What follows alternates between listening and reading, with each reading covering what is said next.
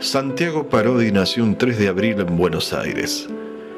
Fue un escultor autodidacta quien deseaba plasmar en sus obras la realidad de la vida, reflejar con crudeza el egoísmo social de su época, el espíritu de las personas con sus alegrías, tristezas, la maternidad y los niños.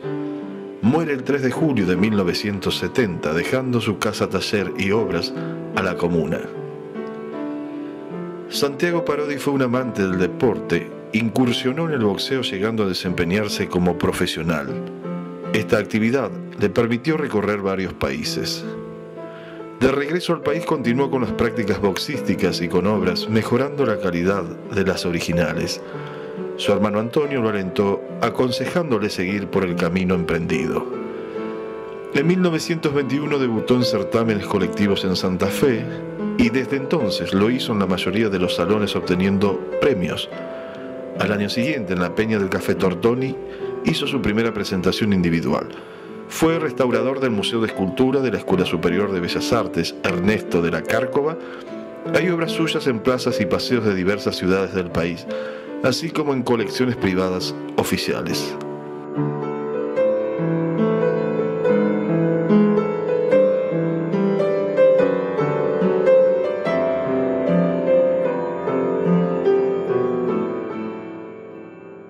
Leonor Natalia Parodi, sobrina de Santiago Parodi, de Ángel Parodi y Antonio Parodi, y Luisa Parodi, porque no era pintora mi tía, pero también era artista del crochet.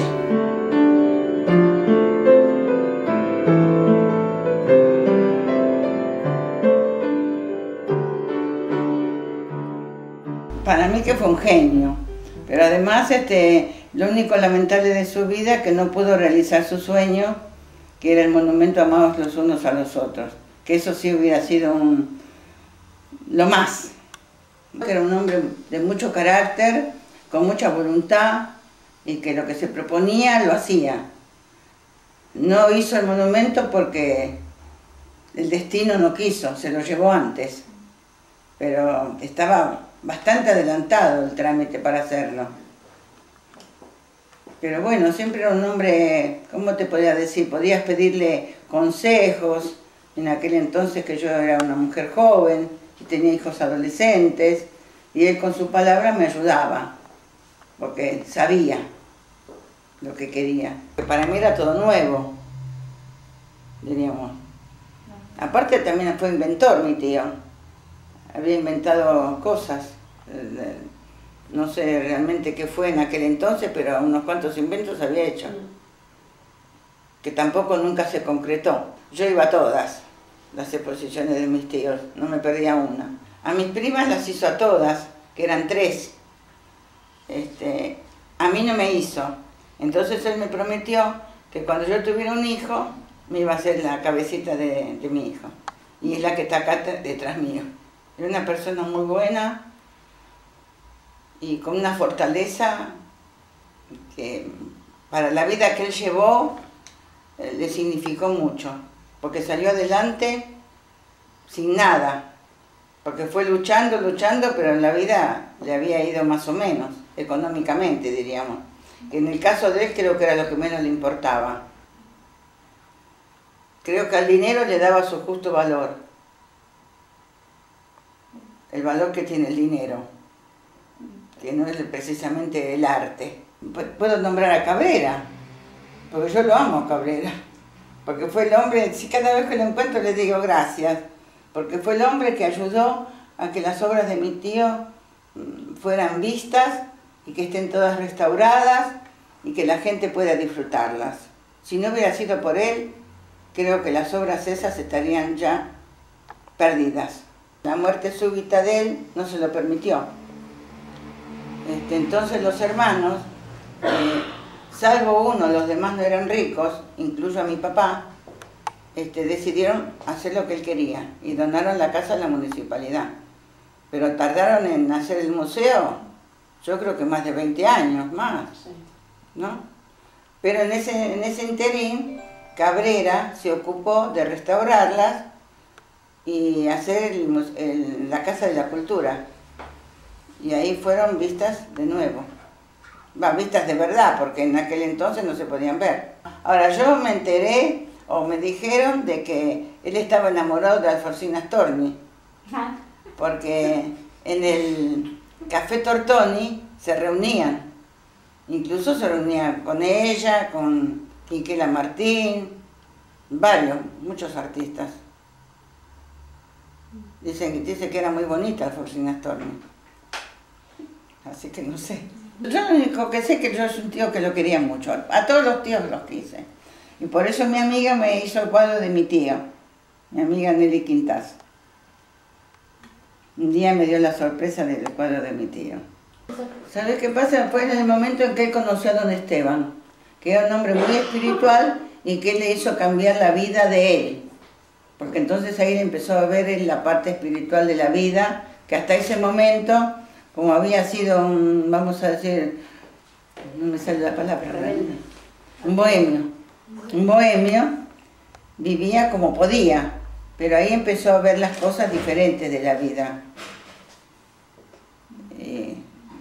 Fue un golpe buenísimo para él, que lo ayudó a ver las cosas diferentes. Bueno, una de las cosas que me acabo de acordar es cuando la abuela Luisa le dio el lugar en la casa, que tenía el taller ahí adelante.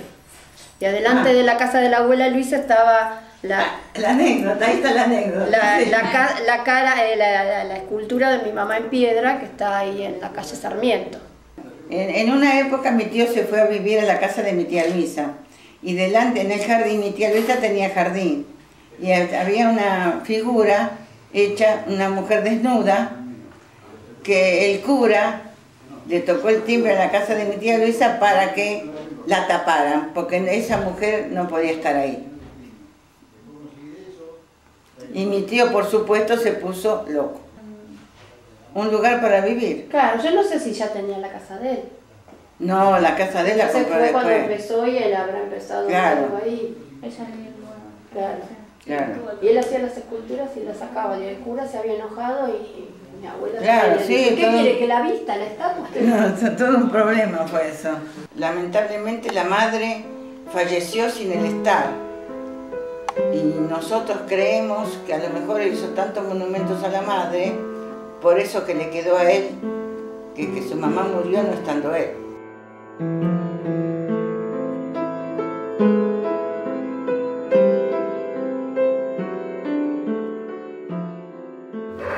Lo que yo pienso y siento es que él tendría que haber hecho el amado los unos a los otros.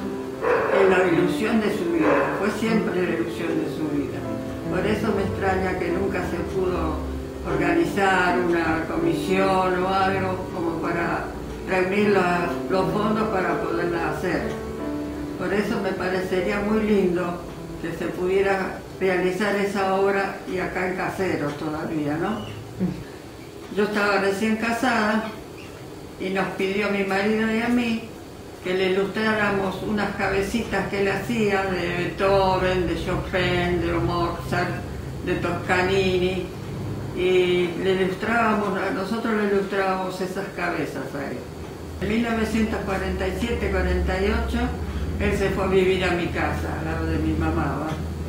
Y a partir de ahí después pudo juntar dinero y se pudo comprar su casa y se mudó a donde está ahora el museo. Tenía el taller en el fondo, tenía la casa adelante, tenía 2 piezas, cocina, baño, y había una persona que la iba a cuidar a la mamá de ella, porque ella vivía con su mamá y Santiago. Además también puedo decir que mi hija, Liliana, iba a la casa de Santiago, donde está el museo, y le cuidaba a la mamá de Isolda, porque ella tenía que salir al centro y era muy viejita la señora, entonces no la podían dejar sola, ¿viste? Entonces ella iba y la cuidaba, y la atendía, le hacía el té y todas esas cosas. La comida también a veces le daba. Así que bueno, era una familia, una familia. Santiago, mi abuelo, lo había embarcado porque él era un poco liero. y lo embarcó en un barco que iba hasta Filadelfia. Allá estuvo viviendo varios años y después, no sé si fue que volvió de ese viaje, paró en Ushuaia y bajó él ahí. Bueno, él consiguió arcilla y se puso a trabajar y le mandó un caballo en una cajita a mi tío Antonio. Y Antonio, cuando lo vio, le dijo: venite, que el porvenir es tuyo, está acá. Entonces él dejó todo allá y se vino para acá. A Santiago Parodi lo recuerdo muy bien porque desde los 5 años que lo venimos tratando, cuando hizo Mi Cabeza. Íbamos con mi mamá hasta Palermo, después tomábamos el tranvía y nos bajábamos en la calle Ceballos, donde él tenía su estudio. Ahí me tenía sentada 1 hora, 2 horas para poderme sacar para hacer esta cabeza. Me acuerdo cuando, por ejemplo, hizo Mi Cabeza, después de estar secando las arcillas, todo eso, le ponía unas chapas en la cabeza y después dividía en 2 la obra. Entonces después, cuando estaban secas esas obras, las rellenaba con material y las volvía a armar. Después las hacía fundir en bronce o las hacía en yeso o material reconstituido. Mi nombre es Nelly Beatriz Oliver, soy sobrina de Santiago Parodi, hija de Luisa, su única hermana, porque nació de 4 varones, una mujer. Por eso mi emoción ahora es muy importante, muy grande para poder decir todo lo que siento, ¿no?